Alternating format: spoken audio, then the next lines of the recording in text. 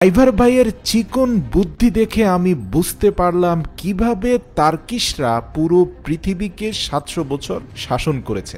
তো আনোয়ার গুলবা নামের এই ভাই মূলত এক্সক্যাভেটর চালান। তাকে পাহাড়ি একটি অঞ্চলে উজানের পানির ড্রেনগুলো পরিষ্কার করার জন্য যাতে পানি প্রবাহ চলতে পারে সেই দায়িত্ব দেওয়া হয়েছে কোম্পানির তরফ থেকে। তো শীতকালের সময় এসে গেছে, প্রতিদিন টানা কাজ করতে করতে সে এতটা টায়ার্ড হয়ে যায় যে কাজ শেষ করে আবার ১০ কিলোমিটার দীর্ঘ রাস্তা পাড়ি দিয়ে বাসায় যেতে ইচ্ছে করে না। তাই কাজ শেষে পাহাড়ি অঞ্চলে ক্যাম্পিং করে থেকে যাওয়ার পরিকল্পনা নিয়ে নেন। দীর্ঘ ১৫ থেকে ২০ দিন সময় লাগবে এই উজানের পানির প্রবাহকে চালু করতে। তো কাজ করতে করতে যখনই দেখলেন যে এই উজানের পানিতে যথেষ্ট মাছ আছে, তার মাথায় একটা চিকন বুদ্ধি আসলো যে তার হাতে থাকা এক্সক্যাভেটর ব্যবহার করেও তো সে চাইলে মাছ ধরতে পারে। যেই চিন্তা সেই কাজ। এলাকা থেকে আনা একটা জালকে খুব কায়দা করে এক্সক্যাভেটরের ফ্রন্ট ডেস্কের মধ্যে আপনারা দেখতে পাচ্ছেন খুব সুন্দর করে লাগিয়ে সেটাকে পানির মধ্যে চুবিয়ে এক্সক্যাভেটরের ইঞ্জিন বন্ধ করে চুপচাপ বসে রইল আধা ঘন্টা পর্যন্ত।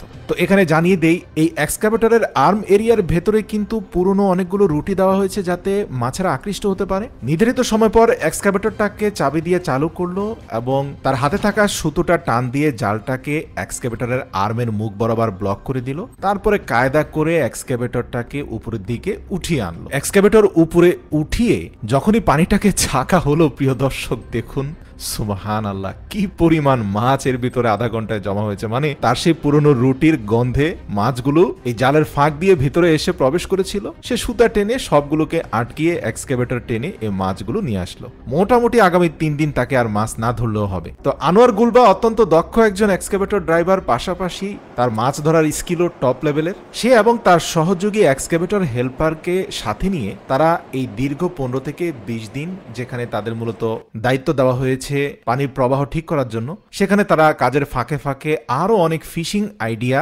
মাথা খাটিয়ে বের করলো। এই যে জালটি দেখতে পাচ্ছেন, তো এটা হচ্ছে তার একটা নতুন ফাঁদ। এর উপরি অংশের সাথে একটা রশি বেঁধে সমতলের সাথে সে রাস্তা করে রাখলো যাতে টান দিয়ে এটাকে উপরের দিকে উঠিয়ে রাখা যায়। এখন এর আওতার মধ্যে ভেতরে যে অংশটা আছে সেখানে সে এবার মাছের চারা ফেলবে যাতে মাছগুলো এই চারা খাওয়ার জন্য এখানে এসে ভিড় করে। ব্যাস, মাছ যখন দীর্ঘ সময় ধরে এখানে চারা খাওয়ার জন্য এসে জড়ো হয়ে যাবে, এরপরে চট করে রশিটা ফেলে দিয়ে ওপাশ থেকে জাল দিয়ে বেড দিয়ে ধীরে ধীরে টেনে উপরে আনার পরে দেখা গেল অনেকগুলো মাছ সে এখানে পেয়ে গেছে। প্রিয় দর্শক, সে তার ভিডিওতে আরো শেয়ার করেছে দীর্ঘ এই ১৫ দিনের আরো চমৎকার কিছু ফিশিং টেকনিক। এই যে সাদা রঙের বিশাল প্লাস্টিকের কাগজটি, এটিকে খুব কায়দা করে একটা লোহার তারকে আগুনে উত্তপ্ত করে এর মধ্যখানে জালের মতো অসংখ্য ছিদ্র করলো। এরপর সেটাকে নিয়ে উজানের পানির মধ্যে, যেখানে খুব প্রবল স্রোতে পানি পড়ছে, সেখানে কিন্তু উল্টো দিকে অনেক সুস্বাদু মজাদার ডিমওয়ালা মাছগুলো লাফ দিয়ে বের হয়ে যাওয়ার চেষ্টা করে। আমাদের দেশে কই মাছগুলো অনেকটা একই প্রসেসে যায়। তো যাই হোক, একটা কাঠের গুড়ির সাথে অনেকগুলো পেরেক গুজে দিয়ে তার সেই কাস্টমাইজ প্লাস্টিকের জালটাকে পাথরগুলোকে ডানে বামে সরিয়ে এক জায়গায় সেট করলো। পানির প্রবাহ যাতে এখানে আসে সেজন্য প্লাস্টিকের অপর অংশটাকে প্রবাহিত পানির নিচে পাথর চাপা দিয়ে রাখলো। ছিটে দিল কিছু মাছের চারা যাতে প্রবাহিত মাছগুলো চারার গন্ধে এখানে এসে উপস্থিত হয়। দীর্ঘ ২ থেকে ৩ ঘন্টা পরে এসে দেখে এখানে মাছদের আন্দোলন চলছে, মানে হচ্ছে তার চারা খাওয়ার জন্য এখানে অনেকগুলো মাছ এসে উপস্থিত হয়েছে। ফলাফল স্বরূপ সর্বকালের সবচেয়ে বেশি মাছ তার হাতে ধরা পড়েছে। তবে আমার কাছে সবচেয়ে ভালো লেগেছে তার লাস্টের মাছ ধরার টেকনিকটা। প্রিয় দর্শক, সেখানে দেখতে পেলাম যে পাহাড়ি অনেকগুলো কাঠকে খুব কায়দা করে এনে একটার সাথে আরেকটাকে অ্যাডজাস্ট করলো। দুটি শাখা বিশিষ্ট দুটি ডালকে একত্রিত করে খুব চমৎকার একটা ফিশিং টেকনিক সে বের করলো, যার এক প্রান্তে থাকবে একটা ৮ লিটারের পানির বোতল, অপর প্রান্তে থাকবে জাল। যেহেতু এখানে পানির কোনো অভাব নেই, তাই প্রবাহিত পানির সাথে পাইপকে কানেক্ট করে এই বোতলের উপরে যাতে পানি এসে জমা হয় সেরকম একটা কায়দা করলো।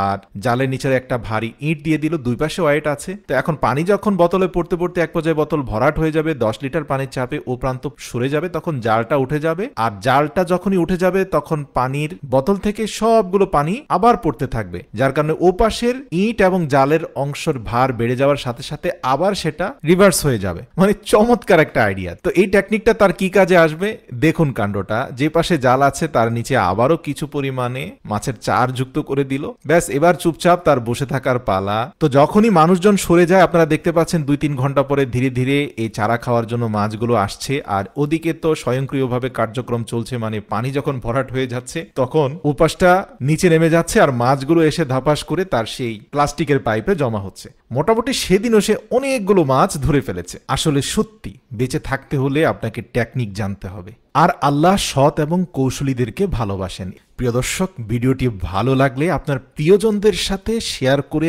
তাদেরকেও এই টেকনিকগুলো দেখার সুযোগ করে দেওয়ার অনুরোধ করছি।